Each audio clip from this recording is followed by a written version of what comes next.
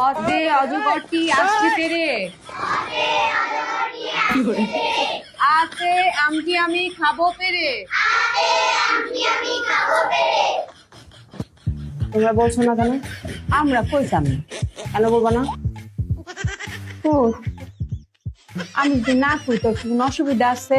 আমার কোনো অসুবিধা নেই। আমার তো কোনো অসুবিধা নাই। আমার অসুবিধা আছে। কেন বলবো না বলো? পুত্রি, এগুলো তো মনে বলতেছে না, তুই কি বুঝায় কস না? জ্ঞান একটু কম আছে বুঝছিস? আমি আর আমার মায়ে এই অতে অজগরটি আসছে তেরে এটা জীবন মাইরা এলো কথা। কেন? অতে অজগরটি আসছে তেরে, এখন এটা যদি বাস্তব হয়, অজগর যদি আসে তেরে, এখানে আমরা শুধু শুধু খোলা পাই না, আমরা কেউ ক্লাসে থাকতে পারবাম? আমরা তো জানলে দৌড়াইতে হইব। আমরা যেটা এখানে লেখা আছে, যেটা দেখা যাচ্ছে সেটা বলবা।